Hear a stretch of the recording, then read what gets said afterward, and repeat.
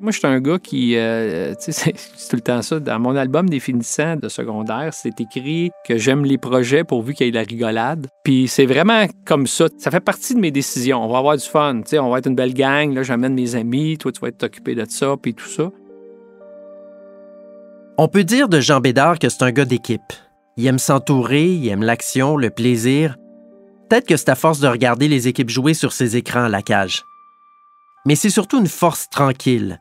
Un homme d'affaires calme, pragmatique, qui se promène souvent dans les salles de ses restaurants pour prendre le pouls de son entreprise. C'est ce qui lui a permis de grandir sans brûler les étapes. Ça part d'une idée. C'est un cliché, mais pour fonder une entreprise, il n'y a rien de plus vrai. Il y a une étincelle, une vision qui se forme, une audace pour se bâtir et affronter beaucoup d'adversités. Dans ce balado, on va à la rencontre de celles et ceux qui ont transformé leur idée en réalité. On va explorer la genèse de leur idée, les défis qu'ils ont surmontés, les secrets de leur réussite. Parce que l'entrepreneuriat, c'est avant tout une aventure humaine.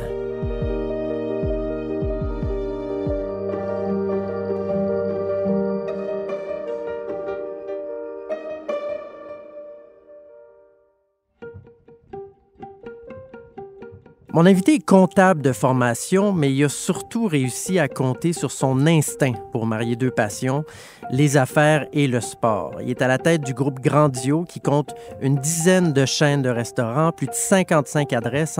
La Cage, c'est la bannière la plus connue, mais j'en nomme quelques autres: Moishes, Gibby's, le Cochon d'Inde, le Lapin Sauté à Québec, les autres bannières du Resto Plaisir. En fait, plus de 3800 employés, des dizaines de millions d'ailes de poulet par année aussi, mais c'est surtout un entrepreneur qui a constamment renouvelé son offre pour l'adapter à son époque, malgré tous les risques que ça peut comporter. Jean Bédard, merci d'être avec nous. Bonjour. Quand vous êtes devenu franchisé en 88, 89, la première fois, de la Cage au sport à l'époque, auriez-vous cru à un parcours comme celui-là? Non, absolument pas. Je suis rentré, en fait, par passion pour la cage au sport. La première fois que j'étais rentré dans une cage, je pense que c'était en 86, j'étais à l'époque au HEC, puis on étudiait, puis on avait entendu parler là, de ce nouveau concept-là qui venait d'ouvrir. Il y en avait un dans le Vieux-Montréal, il y en avait un deuxième à côté de l'ancien Forum. Et on est allé là. La première fois que je suis rentré dans une cage, j'ai dit, Colin, ils ont vraiment fait ça pour moi, dans le sens où moi, j'aime avoir du plaisir, j'aime le sport. Et donc, je suis tombé en amour avec ce concept-là. Je pense que je suis un gars qui a toujours été entrepreneur, mais j'avais aucune idée dans ce temps-là dans qu'est-ce que je ferais. C'est pour ça, d'ailleurs, que je suis allé comme comptable agréé. Je m'étais dit, je sais pas dans quoi m'en aller, mais j'ai jamais entendu parler qu'un comptable agréé, ça vivait pas bien. Fait que je vais aller me chercher un titre, puis je verrai après. C'est comme ça que je me suis ramassé comme comptable agréé. Mais quand j'ai tout de suite terminé mon stage, la journée que j'ai terminé mon stage, je partais déjà à mon bureau. Là. Définitivement, je n'étais pas fait pour travailler dans un grand cabinet comptable. Vous êtes né à Drummondville en 1963, mais vous grandissez à Saint-Hyacinthe. Vous êtes l'aîné d'une famille de 3 garçons. Quel genre d'enfance vous passez, vous?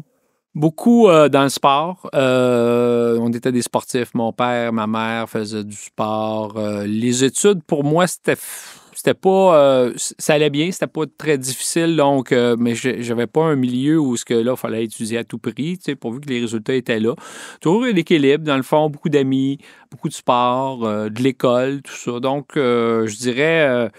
normal, mon père travaillait à l'Hydro-Québec à Drummondville. J'ai déménagé, j'avais 9 ans la première fois à Drummondville, puis à 12-13 ans, j'ai déménagé un peu parce que mon père, son travail l'amenait à se déplacer, mais le sport m'a toujours permis de me faire des amis. Mais devant chez vous, l'été, il y avait les filets, puis vous jouiez tout le temps, dans la tous rue, les là. jours. Ouais. Tous les jours, l'hiver comme l'été, les buts de hockey, puis des fois même, on enlevait les buts, puis on se plaquait dans la neige, on pratiquait les mises en échec. Moi, je me rappelle même, des fois, demander à ma mère de ne pas enlever mes patins pour quand on mangeait, pour être capable de retourner le plus vite possible, parce que à Brossard, je restais en face d'une glace puis d'un terrain de baseball. Donc, c'était ça, là, l'enfance, je dirais, le sport. Vous le disiez, votre père, Gilles, il travaille à Hydro-Québec toute sa vie. C'est un homme, lui, qui aime la stabilité. C'est tout le contraire un peu de votre mère, qui est vraiment la cheerleader de la famille. C'est elle qui anime la maison. Qu'est-ce qui reste de lui ou d'elle en vous? Moi, je dirais, ma mère, évidemment, c'était le pivot de la famille. Elle s'assurait qu'on soit toujours correct, qu'on manque de rien, qu'elle nous a toujours encouragés. Moi, ma mère m'a toujours encouragé. C'est pour ça que j'ai pas nécessairement la crainte d'échec, parce qu'elle m'a dit, vas-y, puis t'es capable, puis tout ça.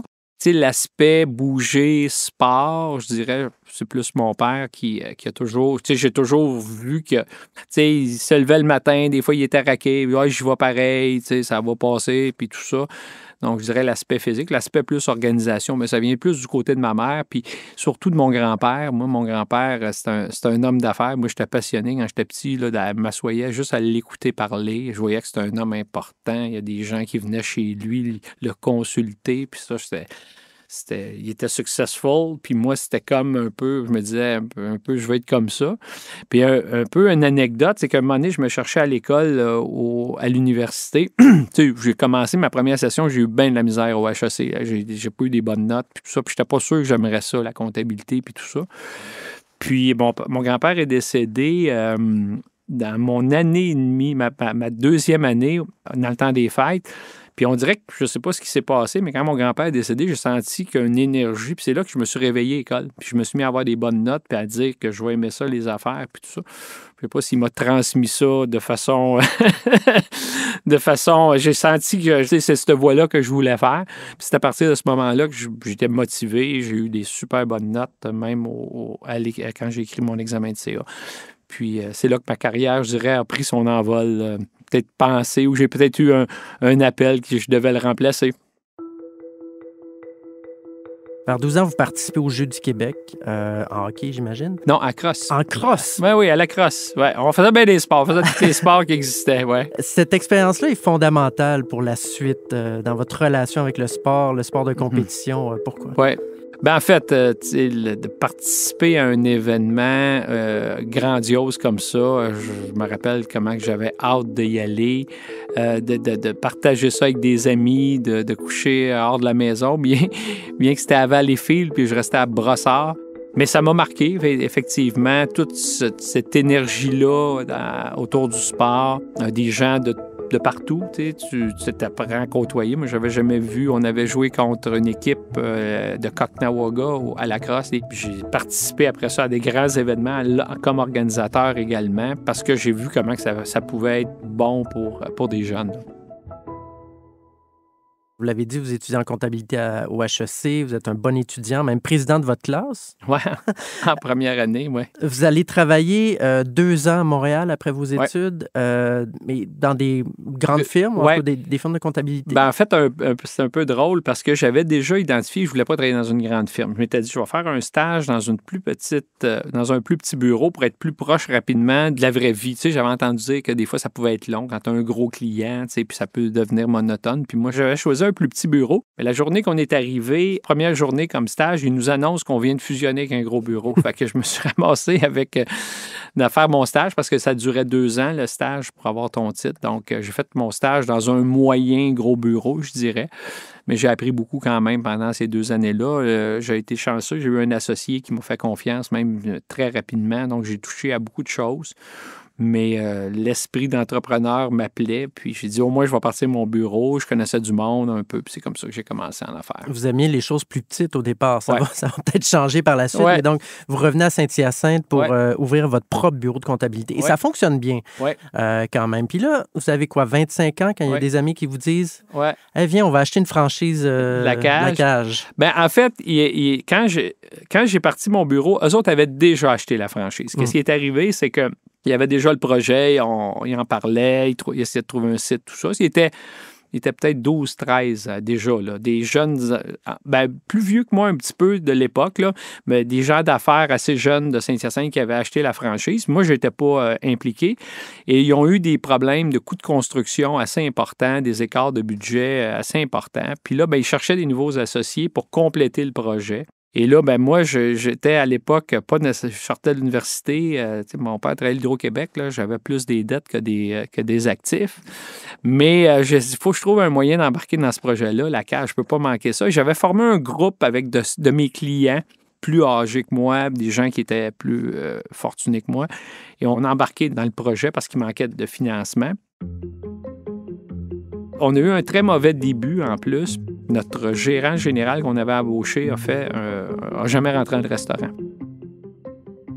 Donc là, on s'est ramassé pas de gérant. Fait que j'ai appris, la première chose que j'ai appris quand tu veux ouvrir un restaurant, arrange-toi pour avoir un gérant. Parce que ça a été très, très difficile. On est des 6 mois, les premiers 6 mois étaient très difficiles.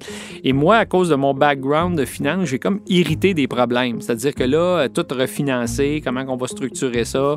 Je parle malgré moi, je pensais d'aller là pour avoir du fun au début, puis on n'avait pas de fun pantoute parce que, on a eu un gros succès au départ, mais on n'a pas livré l'expérience. Fait que rapidement, une petite ville comme Saint-Hyacinthe, ben là, c'est pas mangeable. C'était long. On a eu toutes les histoires. Finalement, moi, j'ai poussé fort pour aller chercher un gars très fort, quitte à ce que ça nous coûte plus d'argent de nos poches pour qu'il nous stabilise ça. Puis c'est ça qui est arrivé. Puis là, on y avait promis, si tu stabilises Saint-Hyacinthe, on va en ouvrir un deuxième. Puis là, on a ouvert à Boucherville. Puis là, vraiment, on n'a pas fait les 2 fois la même erreur. Et rapidement, je me suis intéressé beaucoup plus à la cage que des bureaux de comptables. Je me suis rendu compte que j'étais plus fait pour avoir de la restauration, des projets que de la comptabilité. Vous avez réalisé, vous le disiez, que c'est mieux d'avoir quelqu'un de compétent, même de le payer plus cher pour stabiliser les choses plutôt que d'essayer de rabouter. Ça, c'est une leçon que vous gardez. J'ai eu ça dès le début. Souvent, t'as beau avoir un beau concept, t'as beau avoir une belle bâtisse, t'as beau avoir une belle localisation, un beau marché, mais à la fin de la journée, la différence, souvent, c'est l'équipe de direction du restaurant qui va la faire. Et ça, des fois, quand il y a un restaurant qui se met à moins bien aller, là, ben souvent, si tu fouilles un petit peu, ben là, tu te rends compte que la personne est moins motivée, il est arrivé une bad luck, ou est malade. Fait que, les gens oublient que la restauration, là, je dis tout le temps, it's a people business. C'est pas une usine, c'est pas des machines, c'est des gens. Puis c'est souvent ça qui fait la différence. Fait que d'avoir la chance d'avoir des bons directeurs généraux dans chacun de tes établissements, c'est ça qui est le plus important. La cage au sport, c'est un concept de Georges Durst, Oui. qui a été le roi des discothèques à Montréal dans les années 70. Lui, il a ouvert sa première en 84 et ça marche. Mais une dizaine d'années plus tard, 94, il est clairement dépassé par le succès de la cage au sport. Hein? Bien, en fait, M. Durst, c'est un créateur exceptionnel, c'est-à-dire un visionnaire. Quand on dit aller out of the box, puis lui, en fait, il y avait un bar qui s'appelait le Bijou dans le Vieux-Montréal. Il y avait plein de restaurants, de bars, puis tout ça, puis il ne savait pas quoi faire avec. Puis il y a eu cette idée-là.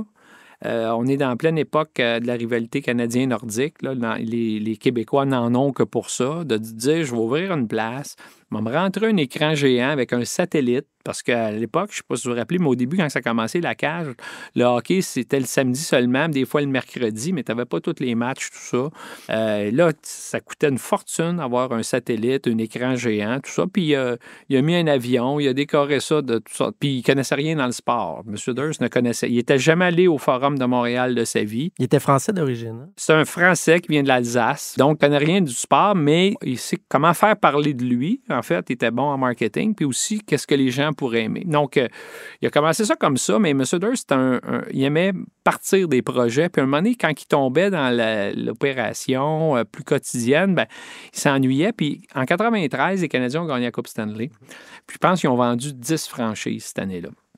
Fait que là, ce qui est arrivé, c'est que là, ça grossissait. M. Durst, son style de management, c'est que toute son équipe relevait de M. Durst, voulait rien savoir entre eux autres. Puis moi, j'étais franchisé, je voyais ça aller.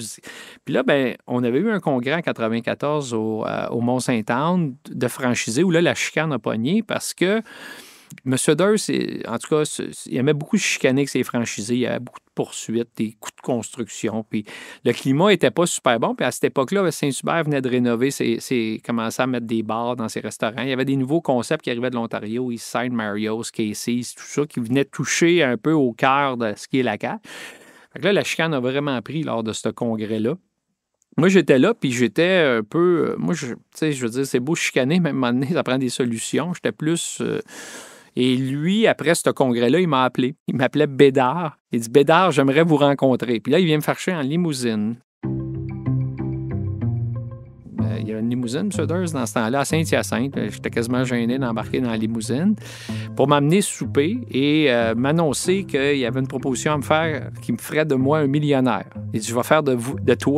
Il me vous voyait, mais il m'appelait Bédard. C'est ça, je vais faire de vous un millionnaire. Vous allez venir travailler avec moi, puis patati patata. Vice-président exécutif. Ouais, ben au début, c'est ça. C'est que là, au début, je veux pas être... Moi, je suis pas un gars de... Tu sais, Montréal, c'est super beau, là. Puis là, j'aime ça venir l'été, mais j'aime pas le trafic. J'aime pas... Vous habitez encore à Saint-Hyacinthe. Ah ouais, je suis bien là, le soir, là, la paix, puis un grand terrain, puis toute la quête, tu sais. Et là, en plus, Marlène venait d'accoucher de Alexandre, mon plus vieux. Il voulait que je vienne travailler avec lui, mais j'avais mon bureau de comptable, tu sais, avec mon associé, puis tout ça, tu sais. Donc, j'avais dit non. J'ai dit, écoutez, mais tu sais, d'un autre côté, j'étais là, me semble que je me voyais là, mais il y avait beaucoup de travail à faire, puis retourner à Montréal, puis tout ça. Puis là, il m'a dit, Bédard, écrivez votre contrat sur une feuille. Je veux que vous veniez essayer, puis vous pouvez partir à une journée d'avis. Fait que si vous aimez pas ça, vous retournez chez vous le lendemain, puis tout ça. Que j'avais mis des... Tu sais, j'avais pas mis ça si compliqué, mais tu sais, je disais 25 heures par semaine parce que j'ai mon bureau de comptable. On va facturer mon bureau, parce que moi, j'étais très solidaire de mon associé aussi. Ça va être un client du bureau. Puis j'avais même dit, si je restais plus que 2 ans, qu'il s'engageait à déménager le siège social sur la Rive-Sud. Et là, finalement, il accepte. Fait que là, je me ramasse là en septembre 1994 comme VP exécutif. Puis là, je rentre dans la salle de conférence pour le premier meeting. Puis là, il me regarde à tout. Parce qu'il avait essayé ça souvent, de rentrer quelqu'un, puis ça n'a jamais marché, en voulant dire, toi, c'était le prochain, là, puis tout ça. Mais finalement, je pense que je me suis bien pris. Monsieur Durs avait vraiment ma confiance. Sauf que après 2-3 mois, moi, je suis un gars qui rentre très tôt le matin. Je vois un fax où là, il y a une offre d'achat sur la compagnie. Fait que là, je m'en vais le voir dans son bureau. Là, je dis, Monsieur Durs, êtes-vous en train de vendre la compagnie? Parce que là, moi, si vous voulez vendre la compagnie, tu sais, je dis, j'ai d'autres choses à faire. Moi, je vais aller continuer, mais... Fait que là, il m'a dit, ben pourquoi tu l'achètes pas avec tes partenaires, la compagnie? Moi, je peux vous vendre 50 %. On était 5, nous autres, là, dans mon nouveau groupe. Et, tu sais, je trouvais... Moi, j'étais sûr que j'étais intéressé, mais tu sais, c'est pas moi qui avait l'argent, là, c'était plus mes partenaires. Fait que je lui parle de ça, il dit « Hey, crème, c'est une bonne idée. » À ma grande surprise, mes partenaires sont intéressés à ce qu'on aille de l'avant avec l'achat de 50 % des actions. Fait que finalement, pour faire une histoire courte, on a acheté 50 % le contrôle. C'est une société publique. Puis je suis tombé président à temps plein en 95. Puis ça a été plus facile quand je suis tombé président et plus propriétaire pour faire du ménage. Parce que, évidemment, c'est une business qui avait grossi vite, mais très en silo. Puis, sauf que... Quand même, une acquisition comme ça, aviez-vous le vertige un peu? Étiez-vous nerveux? Moi, j'ai jamais... Tu sais, à tous les soirs, je dors bien. Tu sais, j'ai confiance. Je suis un gars qui a confiance en moi, évidemment, aussi. On évalue nos risques, là, tu sais. Puis moi, je dis tout le temps, depuis toujours, c'est quoi le pire qui peut arriver? Puis je suis capable de vivre avec ça. Fait que, tu sais, si ça marche pas, est-ce qu'il y aura personne de mort? Je vais manger 3 repas par jour pareil, puis tout ça. Fait que non, la seule chose qui est arrivée qui m'a surprise, par contre, c'est que on a acheté, puis là, il y a eu... c'était pendant la grève il y a eu la grève du baseball. Les Expos s'en allaient en finale au mois d'août, là, puis il y a eu... là, ils ont commencé à liquider. Il y a eu le lockout, ils ont commencé à liquider en août 94. En janvier 95, il y a eu pour la première fois une grève au hockey. Puis au mois d'avril, les Nordiques sont partis. Fait que disons que comme contexte sportif, les premières années ont été difficiles. Puis il y avait beaucoup de conflits aussi, de poursuites. Puis je me disais, on ne peut pas vivre avec des poursuites contre nos franchisés. T'sais, on est supposé être ensemble contre les autres. Et non, là, on se battait ensemble. Fait que j'ai dit au début, beaucoup de litiges à régler, des choses comme ça. Un grand ménage. Ouais, c'est ça. J'ai fait un cours d'avocat accéléré en un an. Mais, tu sais, il faut que tu nettoies l'environnement, puis après ça, tu veux bâtir. Mais c'était dur les 4-5 premières années parce que les Canadiens n'ont pas fait les séries pendant 5 ans collés, de 95 à 2000. Assez que je dis, tabarouette, il nous a eu, cette tabarouette de M. Durst, de vieux renard-là. Parce que c'est quand même une période d'expansion malgré tout pour la cage. À partir de 2000, je dirais. 2000 c'est ça. À peu près. J'ai eu les 5 premières années où là, il y a eu beaucoup de ménage. J'ai monté une nouvelle équipe. On a refait une job de repositionnement en 98, 99. Puis là, on a eu une belle ride. Les Canadiens aussi ont changé la direction. Là, quand Pierre Boivin est arrivé, Ray Lalonde, ils ont créé de l'excitement beaucoup autour du Canadien après ces 5 années de noirceur-là. Fait qu'on en a profité. On a mis une cage dans le Centre Bell. Puis on a eu une belle ride. C'est dans cette mouvance-là que vous mettez la main sur Interbox. Ouais. En 2005, vous rachetez Éric Lucas. Ouais. Lui, il l'avait acheté un an avant du promoteur en faillite. Ouais. Ça va durer plus de 10 ans jusqu'en 2016. Beaucoup plus longtemps que j'aurais pensé. Ah oui, quand même. Oui, parce que... C'est les belles années de Luciano Boutet. C'est quand même des années assez formidables. Oui. Moi, j'étais un outsider. Fait que j'ai dit, qu'est-ce qu'on peut faire? Parce que le marché de la boxe était très petit. Là, c'était vraiment des core. Comment qu'on peut faire pour agrandir l'intérêt de la boxe? Fait que là, c'est sûr, avec Luciano Boutet, on a changé aussi toute l'expérience au Centre Bell. On a rendu ça un petit peu plus comme un événement. Et on a eu beaucoup de succès. Puis au début, moi, je n'étais même pas mêlé à ça. Là. J'y allais comme spectateur quasiment quand on a commencé à faire des plus petits galas. Mais quand Luciano est devenu champion, là, c'était rendu une plus grosse business, plus de risques, plus de revenus, mais aussi plus de dépenses. Malgré moi, il a fallu que je m'implique plus. Est-ce que ça vous attirait, la boxe comme sport? Moi, ce qui m'attire, c'est les événements sportifs. Ce que j'aimais de la boxe, c'est qu'il y a ce soir, il va se passer de quoi? C'est-à-dire qu'il n'y a pas comme... C'est pas un match de la saison régulière où, à soir, si je perds, demain, je peux me reprendre et tout ça. C'est un peu comme le Super Bowl. C'est un 7e match. Il n'y a pas de lendemain. Fait qu'il y a beaucoup de... Il n'y a pas de lendemain. Puis il va y avoir... Ces gars-là, il y en a un qui, sa carrière va exploser. L'autre, elle va perdre. Fait qu'on a mis un pied là-dedans. On a eu beaucoup de succès, mais en même temps, c'est un autre monde que la restauration. Ah oui, parce que gérant en restauration, il y a des constantes, il y a des choses qu'on connaît. Gérer des boxeurs, des commanditaires, devenir promoteur de galas, c'est un petit peu plus imprévisible. Oui, c'est ça. C'est un peu comme la politique. C'est que tu te lèves le matin, puis tu sais pas quel genre de journée que tu vas passer. Tandis que la restauration, c'est beaucoup plus prévisible. Comment vous naviguez, vous, là-dedans? J'ai eu de la misère. La cage en a souffert beaucoup parce que à un moment donné, là, les gens disaient, là, on peut pas déranger Jean, là, il est dans son gala de boxe. Là. Puis là, après le gala se finissait, là, il fallait déjà commencer à penser au prochain. Fait que tu peux pas avoir... C'est vraiment de l'événementiel puis de l'opération quotidienne, ça va pas ensemble. Tu sais, la cage, il faut que tu sois régulier, tout ça. D'ailleurs, c'est pour ça là, qu'en 2014, quand Luciano a perdu contre Jean-Pascal, moi, je me suis dit, c'est un signe qu'il faut que je retourne dans les fourneaux. Moi, il y avait quelqu'un qui travaillait avec moi. Je dis, là, tu vas t'occuper de la boxe, puis on va sortir de là tranquillement. Parce que le problème de la boxe, c'est que c'est tellement médiatisé que tu peux pas dire du jour au lendemain, j'arrête d'en faire, là, parce que là, ça aurait fait une trollée, là. Puis vous, personnellement, en 2012, il y a quand même eu un combat devant les tribunaux aussi avec Éric Lucas. Ouais. Il vous poursuivait personnellement pour des questions de droit de télé. Ça s'est réglé éventuellement, mais est-ce que ça laisse des blessures quand même? Et j'ai trouvé ça dur. Ça, c'est dans mes pires moments, parce que, là, je veux dire, Éric, je l'ai souvent traité comme mon fils, là, je pense que la façon que sa carrière, ses défaites aussi se sont passées, ça avait laissé des traces. C'était difficile à régler. J'ai essayé de régler ça avant. Mais il y avait, à un moment donné... quand tu es un boxeur, tu es un gars déterminé. Il était déterminé à ça. Puis ça a fait mal.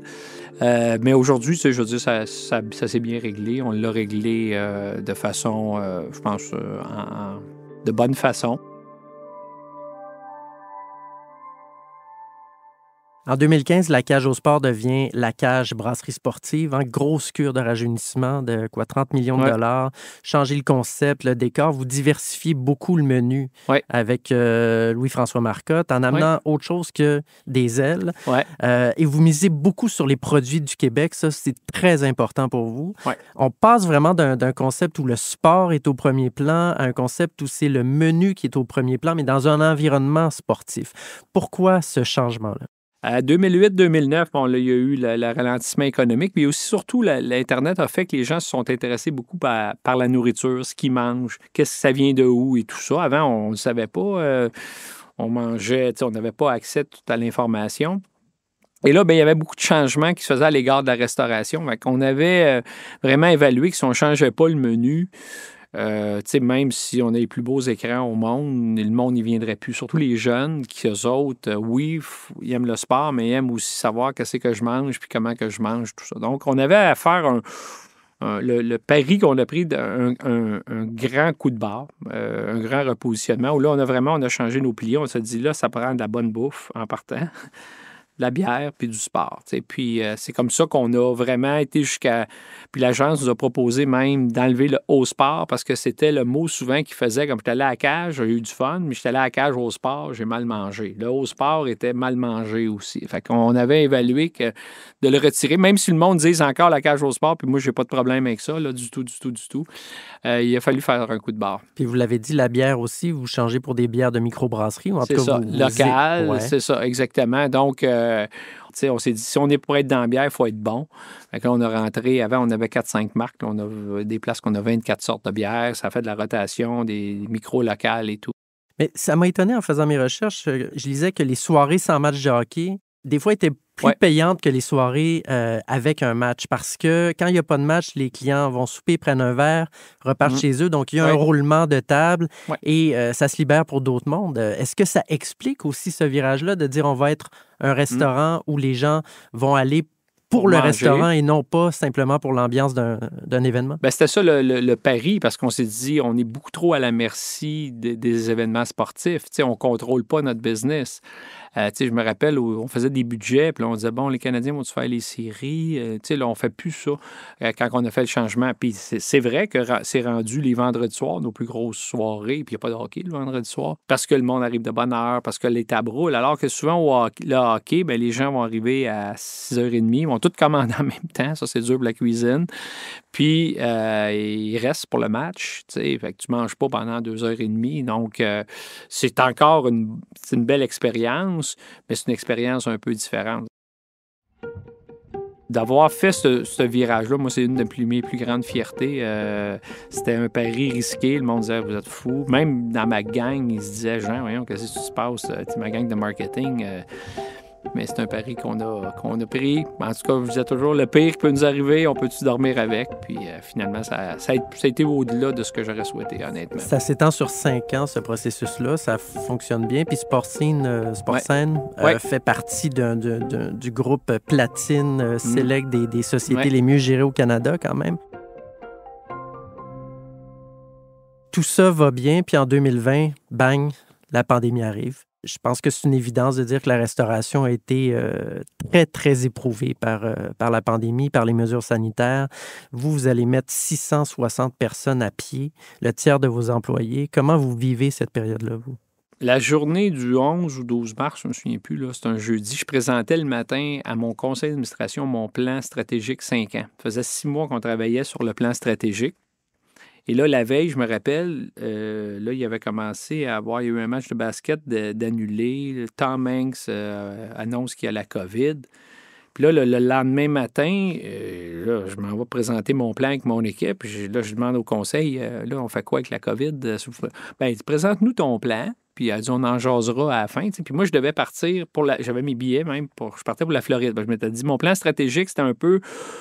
On avait un bon plan, puis là, je commençais j'avais 55 ans, là, commençais à tranquillement, pas vite, être moins le chef d'orchestre, puis bang, ça arrive de plein fouet. Tu peux être préparé à tout en affaires, mais pas de faire breaker ta business aussi de monde. Ce n'est pas des usines qu'on a arrêtées, là, c'est des gens qu'on a arrêté de faire travailler. Tu sais. Aussi subitement, moi, ça m'a retourné dans mes réflexes du départ de finance. Moi, je pense, quand on est arrivé là-dedans, là, je me suis... Parce que, tu sais, des subventions, moi, dans ma tête, j'ai jamais pensé avoir de subventions de ma vie. Fait que là, on se disait, bon, mais ça va durer combien de temps, cette affaire-là? Combien de temps qu'on peut toffer? On avait fait des calculs, là, que, tu sais, si tout le monde voulait se faire payer nos loyers, tout ça, on était bon pour 18 mois parce qu'on était solide quand même financièrement. Mais là, la liste des comptes à payer, moi, ça faisait 15 ans que je ne l'avais pas regardé à qui qu'on doit de l'argent. Tu sais, quand ça roule, tu sais, ça roule bien. Là. Fait que ça a été très difficile. C'était surtout ce qui était décevant, c'est que, tu sais, on venait de finir le rebranding, puis ça marchait, là, tu sais.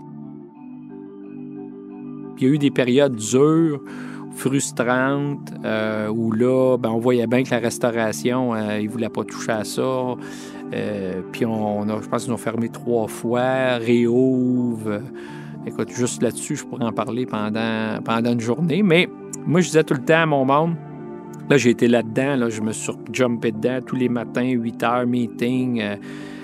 Puis ça m'a permis de voir les winners aussi, parce que je me suis rapproché beaucoup de mon monde. Cette période-là, quand même, vous dites que c'est un people business. Est-ce qu'on se rend compte de qui, je vais prendre une analogie de hockey, c'est qui les vrais, c'est qui avec vous? Absolument. Puis est-ce que le profil a changé même à la lumière de cette pandémie-là? De quel genre de personnes vous devez avoir dans votre cercle rapproché et pour gérer vos établissements? Oui, ça prend définitivement encore plus, je dirais, de people skill. On demandait à nos directeurs, parce que nous autres, moi, j'avais toujours la préoccupation de quand on va réouvrir, tu sais, il va falloir avoir du monde, là, tu sais, puis, tu sais, il faut que tu remontes tes équipes, tout ça. Puis on disait à nos directeurs, appelle une fois par semaine ton employé, m'en dis comment ça va. Tu sais, je dis, comment ça va-tu bien à la maison, comment tu files, tu sais, prends des nouvelles, tu sais. Puis dans leur tête, tu sais, ils take care, là, tu sais, le care est super important, puis il l'est encore plus depuis ce temps-là. Fait que moi, c'est sûr qu'il y a des gens qui se sont élevés carrément. Il y en a des gens qui, je pense que ils commençaient déjà à penser à sortir de la restauration. Ça a été comme le coup qui a fait que moi, je lâche ça, puis je m'en vais dans la construction, quelque chose comme ça. Mais définitivement, moi, il y a des gens qui se sont élevés beaucoup pendant cette période-là qu'on a identifiée. Puis ça m'a aidé beaucoup quand on est reparti parce que j'ai été capable de confier à ces gens-là encore plus de responsabilités. Fait que moi, tu sais, avec du recul, je recommencerai pas ça, là. Mais ça a été une bonne chose pour notre organisation. Vous êtes quelqu'un de quand même accessible, d'assez simple. Vous parlez justement du care que vous avez pour les employés. Si vous arrivez à une cage, vous ne voulez pas que les employés virent nerveux en vous voyant arriver. Vous, qu'est-ce qui vous rend nerveux? Qu'est-ce qui me rend nerveux? Les médias, je dirais. Excusez. Non, mais tu sais, j'ai été tellement sur le feu de la rampe avec la restauration pendant la pandémie. Il y a des périodes, j'ai trouvé ça très stressant à vivre, des entrevues. Tu sais, justement, la journée où ce qu'on a annoncé qu'on avait mis à pied, je ne sais pas combien d'employés, je m'en revenais de mes vacances en Gaspésie, puis j'ai eu tellement d'entrevues. Là, je disais, là, il faut que j'arrête au prochain village, parce que là, j'avais plus de signal. Puis j'ai passé tout le retour à faire des entrevues, à expliquer pourquoi qu'on avait fait ça, qu'est-ce qu'on devait faire. Il y en a qui pensaient, il y avait un média qui avait sorti qu'on avait tout fermé nos restaurants, sauf 3. Fait que là, il y a des employés qui m'appelaient, c'est-tu vrai cette affaire-là qu'on ferme? Non, tu sais, ça a été très, très, très difficile. Tu sais, fait que ça m'a empêché de dormir un peu, les médias, je vous le dirais. Là. C'est drôle parce qu'au début des années 2000 et par la suite, c'est vous qui faisiez les pubs de la cage au sport. Ouais. Vous avez plus de talent que bien des concessionnaires automobiles qui décident de faire les pubs eux-mêmes, je vous le dis. Mais est-ce que les caméras, une carrière devant les caméras, comme les dragons ou même la politique, donc vraiment l'œil public, c'est quelque chose qui vous aurait intéressé? Pas vraiment. Pas vraiment. Moi, ce qui m'intéresse, par contre, en ce moment, c'est vraiment d'aider les entrepreneurs. Ça tu sais, faire des conférences, j'adore ça, faire ça. Donner au suivant un peu les erreurs que j'ai faites, tu sais, je veux dire, les partager. J'aime beaucoup ça. Les Dragons, c'est un show de télé. Est-ce que tu peux tout dire ce que tu penses vraiment? Moi, puis tu sais, en politique aussi, tu sais, c'est quelqu'un qui me demande mon avis, tu sais, je vais y dire vraiment. En politique, des fois, il faut que tu aies fait de la retenue. Fait que je dirais que c'est pas vraiment des domaines qui m'intéressent.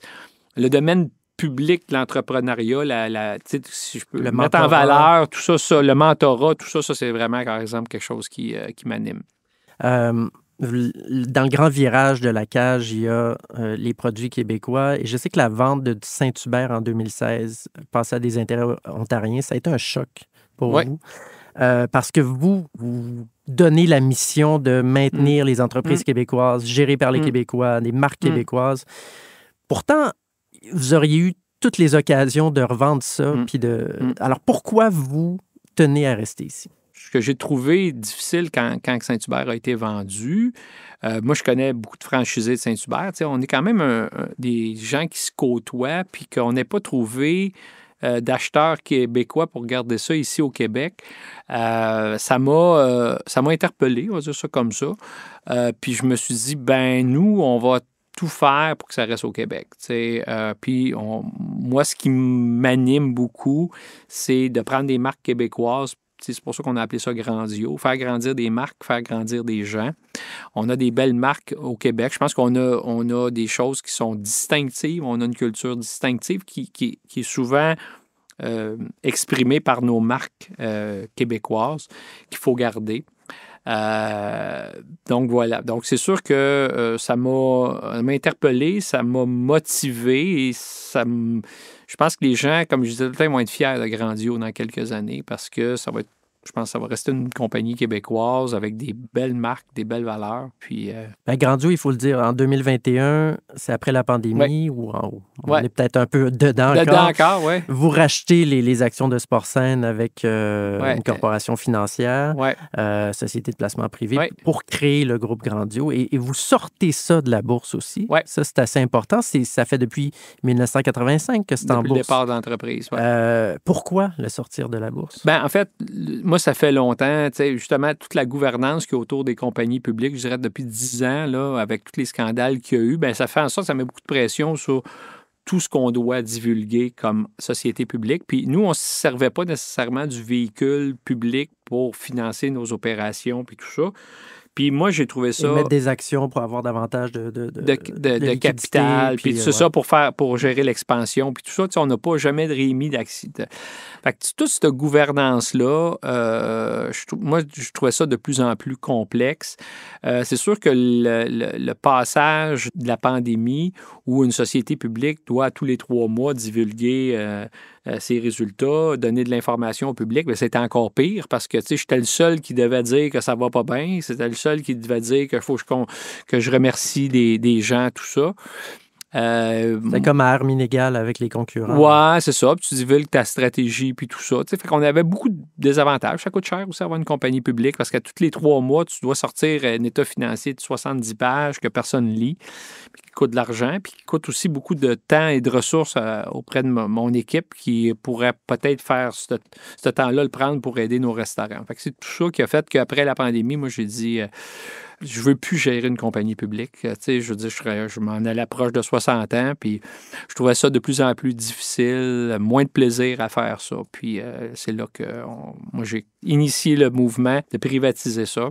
C'est en réaction directe à la pandémie, mais en même temps, vous grandissez. Grandio, c'est aussi grandir. Oui. Vous faites des acquisitions.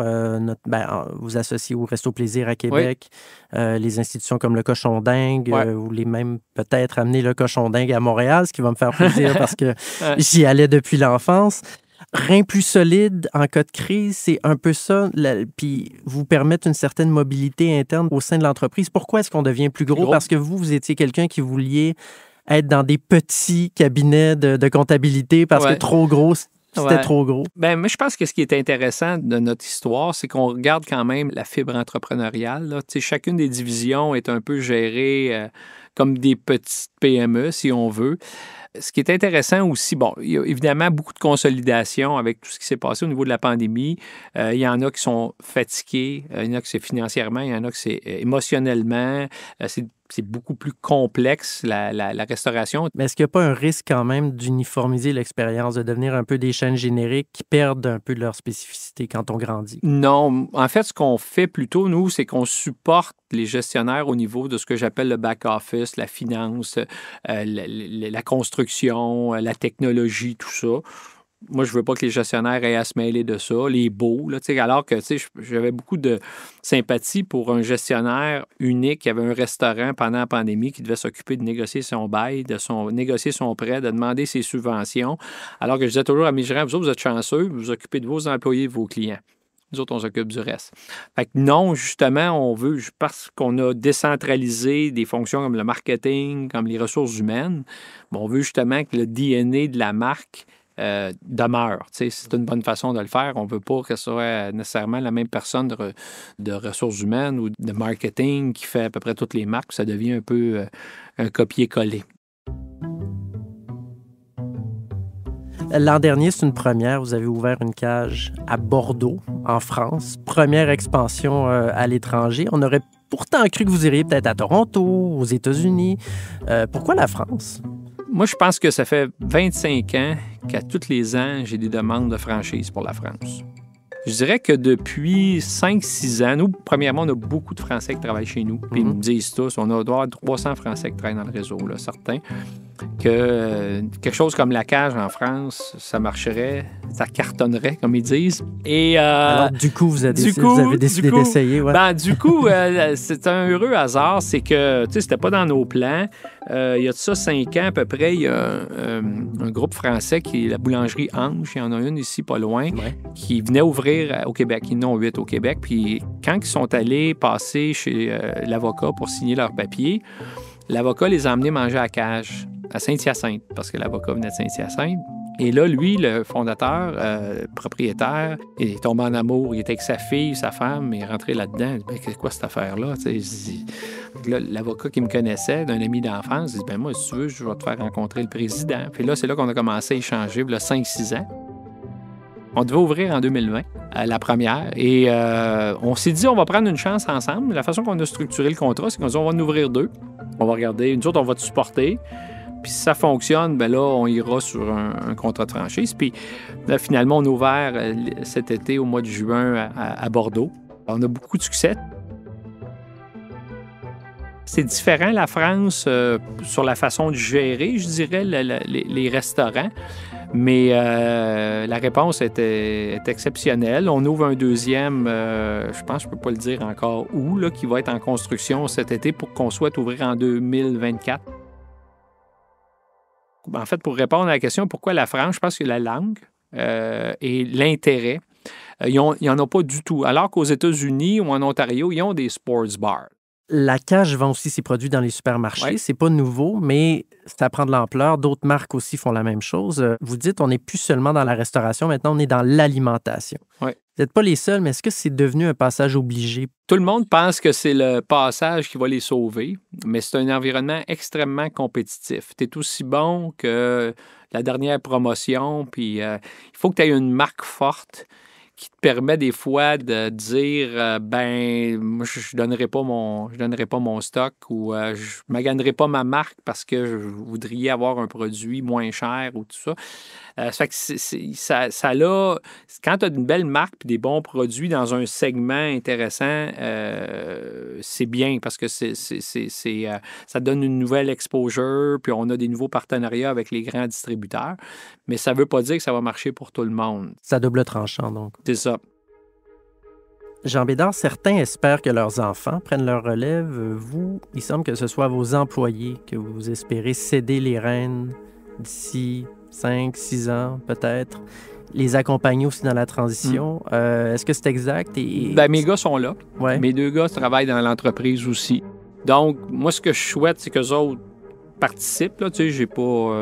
moi, comme j'ai toujours dit, un poste de président, ça se gagne et ça se mérite. Et il faut que tu aies le goût aussi, tu sais, de le faire. Parce que, tu sais, c'est pas parce que ton père a été président que tu as besoin d'être président pour être heureux, là, en passant. Je dis ça souvent à des gens qui essayent de pousser leur enfant trop, là, tu sais. Il faut que ça se fasse naturellement, mais ils font définitivement partie de la relève à long terme. Puis moi, tant que je vais avoir du plaisir, si eux autres aussi sont impliqués, mais moi, je vais rester dans les parages. Là, j'ai pas... le monde, il me parle de retraite. Là, j'ai comme de la misère à voir ça. Vous n'êtes pas là, là? Je sais pas si je vais prendre ma retraite. Je pense pas. tu vas toujours être impliqué dans ces affaires-là. Puis si, mettons, tu sais, après ça, si je peux partager ce que j'ai vécu avec des entrepreneurs, tout ça, je vais le faire, tu sais. J'ai plein de projets pour Grandio encore, là. Là, on se ramasse, nous autres, dans une situation où, justement, on est en train de refaire un peu notre plan stratégique, où j'ai une très bonne équipe avec beaucoup de potentiel et beaucoup de projets. Fait que là, on est rendu à l'étape de choisir les projets. Vraiment, il y a des belles opportunités. C'est un beau problème, ça. C'est un beau problème. Honnêtement, je trouve ça pas mal intéressant. D'ailleurs, on a des belles discussions là-dessus. Tu sais, il y a l'Europe pour la cage, peut-être d'autres marques qui sont intéressants parce qu'il y a beaucoup de choses qui se passent en Europe. Là, tu sais, entre autres, en France, bien, les gens, tu sais, ont été toujours habitués d'aller à la brasserie française. Les jeunes sont très ouverts à tout ce qui vient de l'extérieur. Donc, il y a des belles opportunités là-bas. On a nos marques qu'on peut continuer de faire développer ici dans notre territoire. Il y en a certaines qu'on peut amener dans le reste du Canada. Fait qu'on on est en train justement de les prioriser, mais je pense que ça va continuer de grandir, cette compagnie-là, les 5 prochaines années, ouais. Jean Bédard, c'était fascinant de vous entendre et merci beaucoup. Ça fait plaisir.